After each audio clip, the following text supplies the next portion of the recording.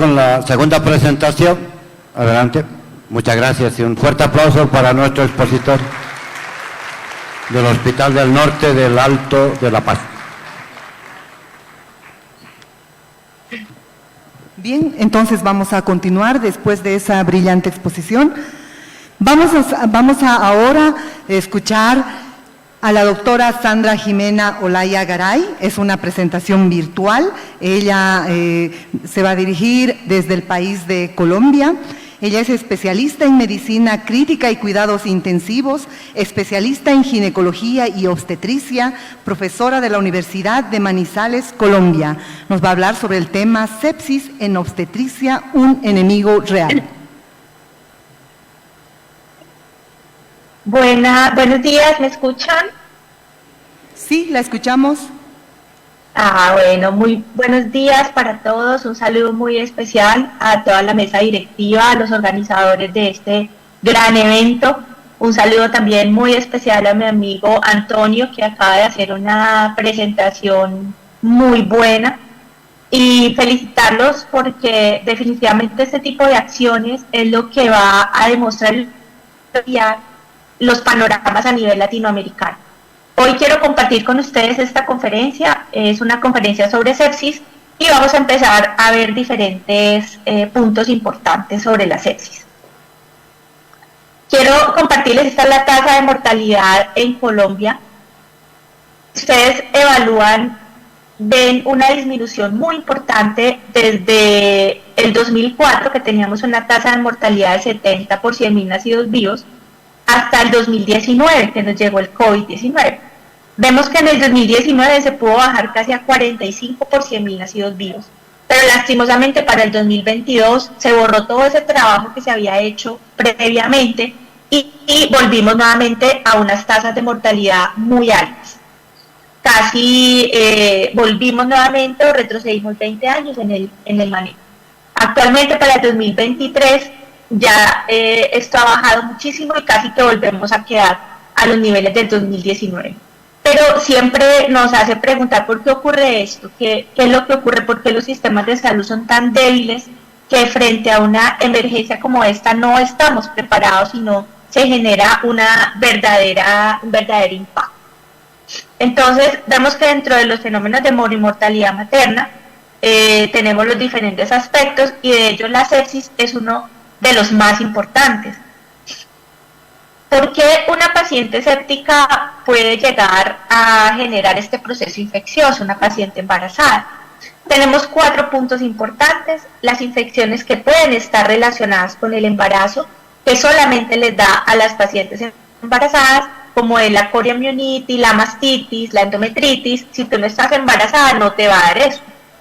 Otras infecciones que no están relacionadas con el embarazo, pero sí son más frecuentes en el embarazo, como la infección del tracto urinario, la malaria, la hepatitis, y otras infecciones como HIV o apendicitis, que son accidentales con el embarazo. Y algo que estamos viendo últimamente, que son las infecciones nosocomiales en pacientes gestantes, sobre todo la neumonía asociada a ventilador e infección urinaria. Cuando nosotros hablamos de sepsis, es muy importante tener en cuenta esto, los factores de riesgo. ¿Cuáles son esos factores de riesgo importantes? La edad materna, las pacientes que son muy jóvenes o que son ya mayores. El nivel educativo, a menor nivel educativo, mayor riesgo de sepsis. Igualmente el tipo de aseguramiento.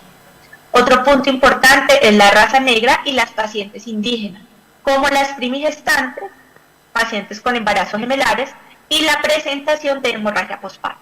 La presentación de una hemorragia postparto en un contexto como estos va a generar que la paciente pueda llegar a tener unas infecciones importantes.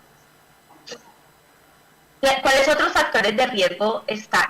Tenemos la cesárea, las infecciones de vías urinarias también, la mastitis, el aumento de tractos vaginales en estas pacientes, que estarlas examinando de manera frecuente, y un punto que es el más importante es el lavado de manos. Lavado de manos que se debe hacer de manera frecuente, e igualmente la rotación del personal. Cuando nosotros estamos cambiando de manera sistemática las personas que trabajan en las diferentes unidades. Vemos entonces cómo varios artículos nos muestran que aproximadamente a nivel mundial se presentan 5 millones de casos de sepsis obstétrica. Y a diferencia de lo que ocurre con preeclampsia, con hemorragia, la tasa de mortalidad no es tan lejana en países desarrollados como en países en vía de desarrollo. Pero lo que sí es claro es que es una de las tasas o de las causas más altas de mortalidad materna en el mundo, específicamente en nuestros países latinoamericanos, en mujeres o en pacientes, que definitivamente es un gran problema en estos países o en nuestros países. Este es un artículo muy importante que nos habla de los factores de riesgo que pueden estar asociados a la mortalidad materna y específicamente a la mortalidad en sepsis. Vean ustedes que el primer problema o el primer retraso es retraso en buscar ayuda. Cuando nosotros vemos a una paciente y decimos, ay, ¿será que le mando antibiótico? ¿No le mando antibiótico? Ah, no, esperemos. Y no llamas, no buscas a alguien que te pueda ayudar.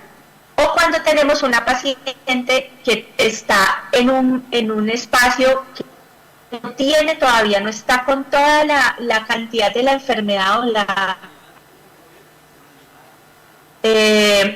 los síntomas de la enfermedad, pero que uno piensa que no va bien. Esa paciente definitivamente tenemos que buscar ayuda. Otro de los puntos importantes son los recursos limitados, el no contar con unidades de cuidado intensivo obstétrico, el no tener la posibilidad de brindar un antibiótico temprano a estas pacientes, eso pues aumenta la mortalidad. Otro de los puntos importantes es el retraso en la atención de las pacientes. Cuando llegan las pacientes y las ponen a hacer fila, cuando no las atienden de manera temprana, esto nos genera un retraso y nos genera un aumento significativo de la mortalidad. Vemos también como la calidad y la cantidad del transporte y la remisión. En nuestra geografía hay una dificultad muy grande para trasladar a las pacientes y no se trasladan ni con el tiempo correcto ni con las condiciones correctas. E igualmente, y otro de los puntos que resaltan es la falta de cama en unidad de cuidado intensivo, porque estas pacientes empiezan a luchar o a pedir cama frente a un paciente que llega herido, frente a un paciente traumatizado, politraumatizado, frente a un paciente infartado, y seguramente en las unidades de intensivo siempre van a preferir estas patologías, porque la paciente embarazada pues no se ve tan mal, realmente la señora pues está algo malita, pero no se ve tan mal. Entonces, este retraso de la atención de las pacientes, el no tener este tipo de unidades dispuestas para la atención de nuestras pacientes, significativamente la mortalidad. Vamos a plantear 5 puntos de diferencia y hablar por qué es diferente la sepsis obstétrica, porque es un verdadero enemigo frente a sepsis en otro grupo poblacional. El primero es el problema de las definiciones, los cambios en el sistema inmunológico que tienen las pacientes obstétricas, el hecho de que tenemos nueva meta también de reanimación y que desembarazar a una paciente solamente en el contexto de una sepsis solamente por causa obstétrica. Vemos entonces el problema de la definición. Entonces, no hay una claridad y en el mundo han tratado de encontrar cuáles son las mejores definiciones para sepsis. Hace algunos años, este es un artículo que publicamos en el 2013, ya hace 10 años, con las variables y las características del SIRS, donde veíamos que el choque séptico, como he manejado previamente, tenía un riesgo muy importante de disfunción, sobre todo disfunción pulmonar, y a mayor severidad del choque, mayor mortalidad. Vemos que el ingreso de estas pacientes a las unidades de cuidado intensivo, pues no son la paciente que ingresa por sepsis a una unidad de cuidado intensivo general es un número muchísimo menor, como lo vemos acá, casi el 7% frente a un 65% de pacientes con trastornos hipertensivos asociados al embarazo. Como ya nos lo hablaba Antonio en la charla anterior, hay un aumento en el reconocimiento y estas pacientes pues van a tener una mayor posibilidad de atención frente a las pacientes sépticas. Y el otro score importante importante, que es el score del SOFA, en el cual nosotros identificamos diferentes puntos, pero vemos que aún nos sigue faltando la manera como nosotros podamos definir y podemos tener una claridad de cómo se comporta la sepsis en las pacientes obstétricas. Cuando nosotros vemos el SOFA, entendemos que dentro de este score vemos el sistema pulmonar, el sistema de la coagulación, el sistema hepático, cardiovascular, el sistema nervioso central y el renal. Y si ustedes ven en esas características, lo que vemos en las alteraciones cardiovasculares, las cifras tensionales de nuestras pacientes son mucho menores. O sea que las metas cambian. No podemos tener en cuenta los datos del grupo general de pacientes no obstétricos y tratar de acoplarlo a la paciente obstétrica. También los niveles de creatinina son diferentes, porque en el embarazo los niveles de creatinina de manera normal bajan. O sea que tener un 1.2 para una paciente embarazada ya es una falla renal importante. Que hay que ajustar este tipo de score a lo que nosotros vemos diariamente. Cuando vemos y cuando evaluamos en todo lo grande, y eso es una visión que compartimos mucho con Antonio, no incluyen a las pacientes. Generalmente sacan a las pacientes gestantes de sus estudios y eso consideramos que puede llegar a ser hasta una conducta antiética porque no se generan estudios, por lo menos estudios grandes, en que podamos definir realmente cómo se comportan estas poblaciones. Teniendo en cuenta el SOFA, se ha evaluado y se ha avanzado un poco. Este es una de las propuestas que hay, que es tratar de evaluar las pacientes con unas modificaciones importantes en las variables. Entonces, la primera pregunta que nace con el SOFA es: ¿cambiamos los valores en el embarazo, sí o no? Definitivamente sí hay que cambiarlos. Este es el Quick SOFA, que es donde tomamos la puntuación inicial de la tensión arterial sistólica, el largo y la frecuencia respiratoria. De esto, la tensión arterial sistólica y la frecuencia respiratoria se modifican durante el embarazo. O sea que debemos generar nuevos parámetros y debemos juntar el CIRS y el SOFA para tratar de tener una mejor caracterización de este trastorno. Pero ¿por qué hay tanta dificultad en este diagnóstico en la paciente obstétrica? Porque hay unos cambios fisiológicos que se han venido generando desde hace aproximadamente unos 9 meses, 8 meses, 7 meses en nuestra paciente embarazada, como el aumento del diafragma, como esa exclusión diafragmática aumentada, como esa rigidez en la pared torácica que hace que las mediciones, las características y sobre todo la reserva que tiene esta paciente gestante, pues es muy poca. Entonces vemos también como algunos cambios a nivel de las variables de laboratorio, como el boom, como la creatinina. Veíamos que la creatinina de manera normal debería estar menor a 0.5, una paciente sin factores de riesgo. Vemos también como el bicarbonato baja, como la osmolaridad plasmática también se disminuye. Y a veces, de una manera muy frecuente, no tenemos en cuenta estos cambios de laboratorio en las pacientes gestantes. Entonces, algunas variables también que se modifican, vemos cómo se modifica el gasto cardíaco. Ya Antonio nos ha hablado un poco sobre esto, pero vale la pena tener en cuenta que en la paciente embarazada aumenta el 43% ese gasto cardíaco. O sea que si una paciente hace cifras tensionales bajas o se genera una alteración en el sistema vascular por la sepsis, pues va a tener realmente un impacto muy importante. Vemos también cómo se aumenta la frecuencia cardíaca, cómo disminuye la resistencia sistémica, y si yo veo el panorama hemodinámico de la alteración normal de la resistencia sistémica en una paciente gestante, que se dobla en una paciente séptica, pues vemos que estas pacientes van sostenidas, y de un momento dramático caen en caída libre, básicamente caída libre hacia la muerte. Entonces vamos entendiendo que la sepsis o el shock la vamos entendiendo como una inadecuada perfusión tisular que clásicamente está asociada a taquicardia, hipotensión y pobre perfusión de órganos. Entonces, podemos resumir y definir que la detección del choque es muy difícil en la paciente embarazada. ¿Y qué pasa con esto? Retrasa el diagnóstico, pero peora el desenlace. Entonces, usted una paciente séptica, de manera inicial usted no la va a ver muy mal, la va a ver muy sostenida, la va a ver con algo de fiebre, la va a ver con algo de taquicardia, pero cuando esta paciente, usted la vuelve a revisar 2 horas después, está al borde de la muerte, porque no hemos identificado claramente ni manera temprana un choque. Entonces, vemos que este choque va a alterar la perfusión y el metabolismo celular, va a alterar el transporte de oxígeno, todo esto es una rueda, la alteración en la oxigenación igualmente, alteración en la ventilación y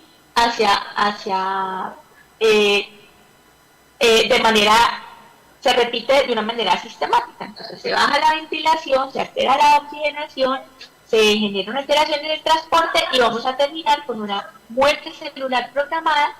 Entonces estas pacientes que tenían sus células para fallecer en un mes, para fallecer cuando tuvieran 60, 70 años, terminan falleciendo en 1 hora, en 2 horas, en 3 horas, y estas pacientes entran muy rápidamente a un proceso de muerte. Bueno, ¿y cuáles son estos gérmenes que se alteran en las pacientes embarazadas? Cualquier germen puede estar implicado en un proceso séptico en la paciente gestante. Focos gram positivos, gram negativos, bacilos gram positivos, hongos, anaerobios, todos pueden estar involucrados en este proceso. Y acá entramos a este segundo ítem, que son los cambios en el sistema inmunológico. Vean ustedes cómo, para que se genere o para que se adapte un embarazo normal, hay varios casos o varias adaptaciones desde el punto de vista inmunológico y metabólico para que esto pueda avanzar. Y vemos cómo la placenta es un gran órgano, que es un órgano endocrino, es un órgano pulmonar, es un órgano hepático, pero también es un órgano inmunológico. Entonces, desde ese punto, desde esa visión inmunológica, vemos cómo hay un cambio a nivel de las hormonas y todos estos cambios hacen que una paciente que estaba embarazada normal pueda llegar a fallecer por un proceso séptico, porque la evolución, la progresión y el desenlace es muy diferente a la población general o no embarazada. Entonces, miren ustedes que es importante destacar y tener en cuenta que el embarazo es el resultado de una mayor gravedad de la respuesta de la enfermedad. El problema no es solamente el germen, obviamente el germen es importante, pero también es esa respuesta inadaptada que tiene nuestra paciente embarazada a la infección y a lo que genera la infección. Entonces, por ejemplo, un riesgo importante es a que lleguen a generar una listeriosis invasiva, que es un patógeno muy importante que se puede presentar en el tercer trimestre y que definitivamente puede llevar a la paciente a una muerte materna o una muerte fetal. Y muchas veces son esas pacientes que llegan, hacen choque, no tenemos claridad por qué, y que muchas veces a veces ni hacen fiebre, y la paciente fallece 4, 6, 10 horas después y uno dice, no se murió por un embolismo de líquido. Seguramente puede estar asociado a una progresión no identificada de un choque séptico. Y vean ustedes cómo cambia toda la inmunidad en la paciente embarazada. O sea, todo se altera, desde la nácula killer, las células dendríticas, los monocitos, las células T reguladoras, los monocitos no clásicos, los clásicos, las plaquetas, todas las células a nivel del sistema inmunológico son modificadas en el embarazo. Entonces, la respuesta que tiene este huésped frente a cualquier reacción de cualquier germen va a ser muy diferente. Por eso es que nuestros pacientes fallecen. Otro de los puntos importantes que quiero dejar muy claro es que tenemos un nuevo órgano para monitorizar. Entonces, el feto debe ser considerado como un órgano o un tejido más para monitorizar tanto sus alteraciones a nivel fetal y placentario como de hipoperfusión tisular. ¿Esto cómo lo puedo yo traducir? Si yo tengo una paciente séptica y el bebé está desacelerando, yo lo que tengo que pensar es reanimar la mamá para poder mejorar esa perfusión tisular y poder atender a mi paciente que está en el feto. no salir corriendo como a veces se hace, como un loco, a operar a esa señora, teniendo desenlaces muy dramáticos como muerte materna y muerte fetal, porque no se reanimó de manera adecuada todo este fenómeno de hipoperfusión tisular.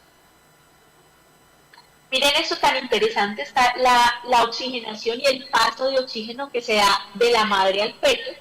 Si ustedes ven acá, la PO2 materna, que es la cantidad de oxígeno que tiene la sangre materna, generalmente está en 95 a nivel sanguíneo. Está, en la altura cambia, y eso pues Antonio es más experto que yo, pero tiene un valor promedio de 95.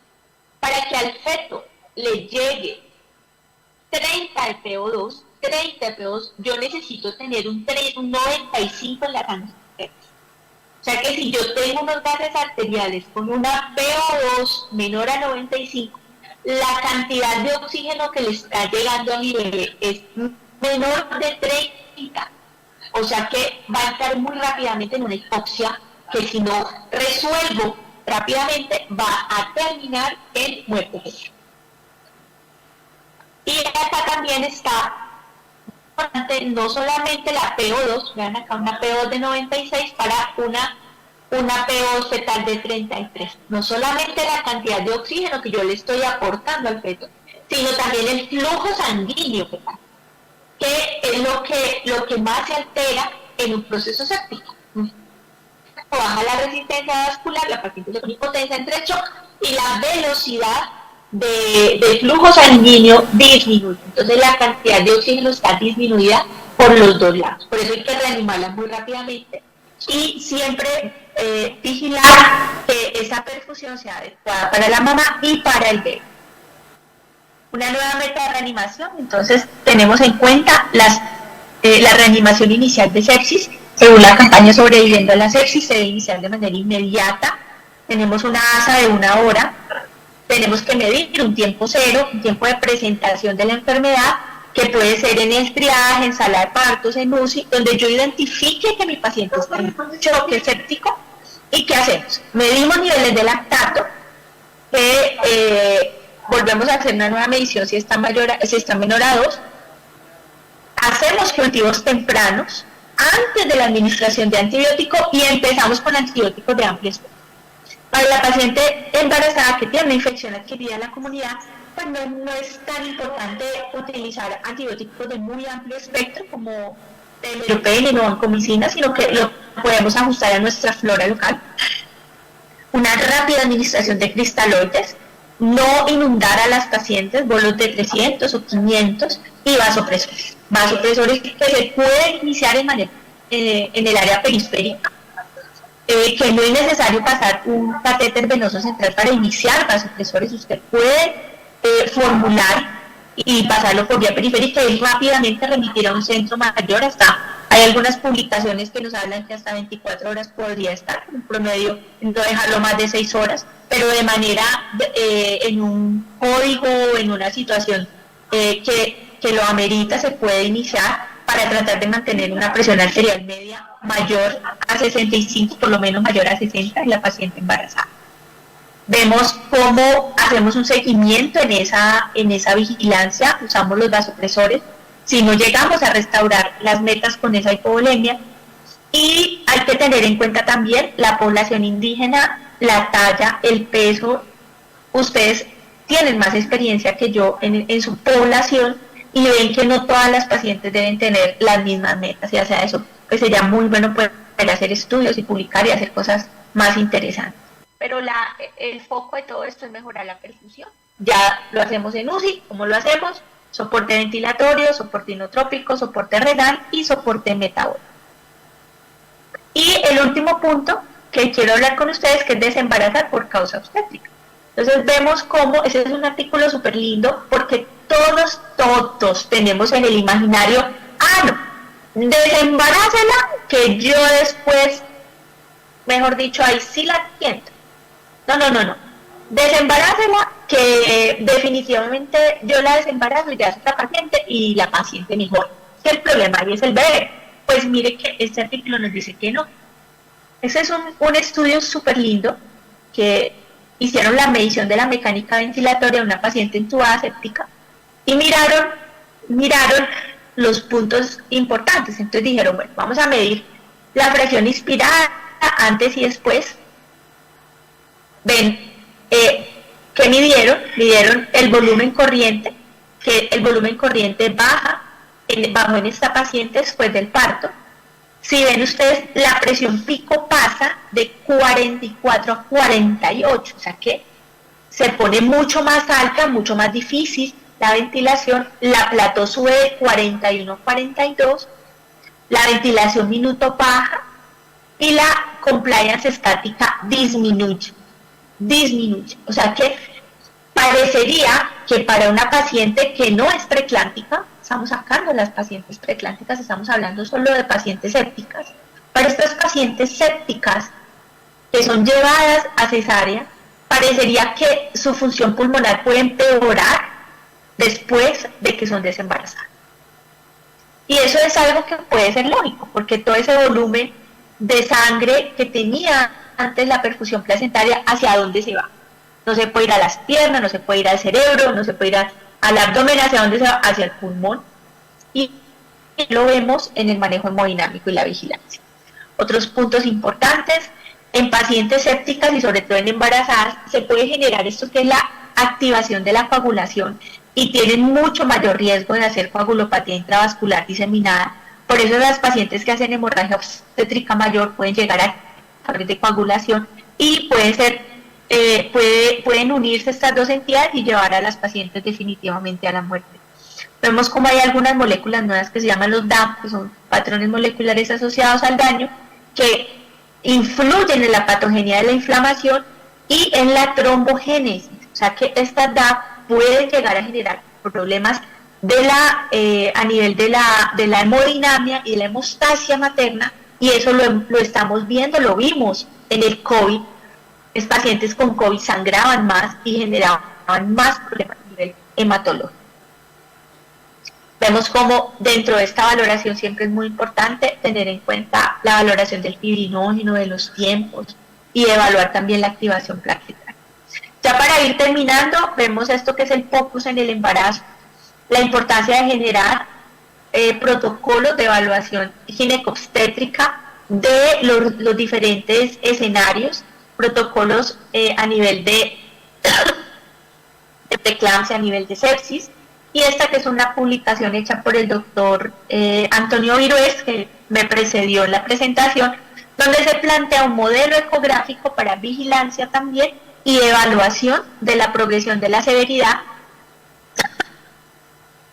de la sepsis en pacientes gestantes. Ya para terminar, les voy a comentar este caso clínico muy rápidamente. Esta es una paciente que tiene 35 años, un embarazo de 30 semanas, que fue remitida de un primer nivel. La señora llega con un cuadro clínico de fiebre, de dolor abdominal, que se asoció a distensión, fue valorada en un hospital de segundo nivel. La encuentran con dolor abdominal y tiene esta tensión. 123, 78, una frecuencia cardíaca de 134, una saturación de 98, una frecuencia cardíaca fetal de 140. Le hacen ecografía, muestran polidramios, y cuando llega al hospital de tercer nivel, llega con estos signos vitales: 90, 65 de tensión arterial, la saturación le baja a 92, la frecuencia cardíaca permanece alta, y esta es la paciente. Si ustedes la ven, es una paciente que tiene un estado general, pues que usted no la ve casi muriéndose, no, la paciente ha tolerado esto, pero si la ven muy distendida el abdomen, ven ustedes acá, muy distendida, tanto que se ve la circulación colateral. Entonces, ¿cómo la enfocamos? Examen físico, prevenimos o accedemos más bien a manejar esa falla ventilatoria que ella tenía. Inicialmente, ¿qué se hizo? Se entubó, que es una paciente que tenía una alteración importante a nivel de la perfusión. se le colocó catéter venoso central, se hizo monitorización hemodinámica, se le pesaron vasopresores, se manejaron los líquidos y se pidió valoración por cirugía por abdomen agudo. Y la paciente rápidamente fue llevada a quirófano después de hacer toda esta reanimación con cirugía general. Y esto fue lo que encontramos. Está la foto de la paciente, este es el colon. Si ustedes ven acá ya tenía parte de necrosis, tenía un volvulo del sigmoide. Este es el útero después de haber hecho la cesárea, porque la paciente se llevó a cesárea, y ven ustedes esa imagen y ven ustedes acá todo ese colon distendido. La paciente se manejó en UCI, se extubó más o menos 9 días después, se manejó con antibiótico amplio espectro y estuvo en UCI más o menos por 15 días y posteriormente se trasladó a piso, y esta es la paciente ya después recuperada. Entonces, ya para concluir, les quiero hablar uno de los puntos que me parece importante, 3 diapositivas sobre la importancia de la teleasistencia y la teleuci. Esto es un sistema que se ha venido desarrollando a través del COVID. Esto es parte de la experiencia que tenemos nosotros en un hospital en Colombia, en el Hospital Federico Lleras, que es un hospital de tercer nivel, pero no hay la posibilidad de tener personal altamente calificado. Entonces tenemos apoyo de teleasistencia con ginecólogos y perinatólogos. Tenemos una donde vemos las pacientes acompañados con todo el equipo y una experiencia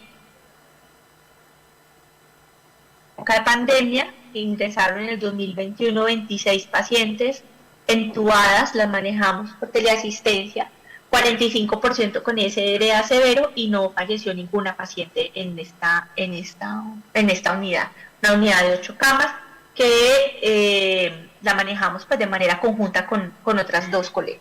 Y ya para llevar a casa, entonces el enfoque en la paciente obstétrica es muy diferente. Los factores de riesgo son un punto muy importante para prevenir la mortalidad. El tipo de supervivencia, hay que identificarla rápida, remitirla rápida, tratarlo rápido y todo hacerlo muy rápido.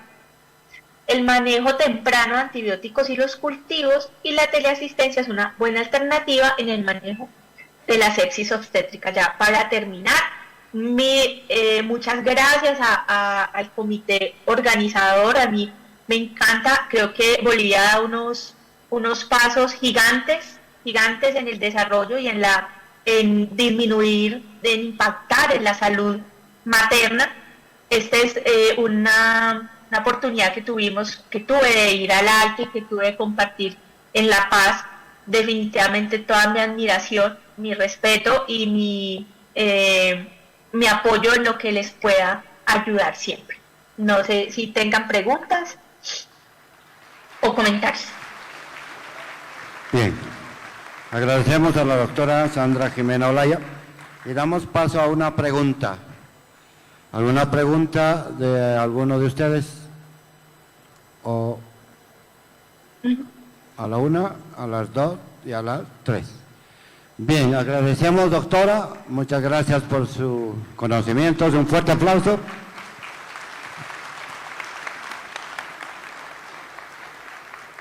Muchas gracias.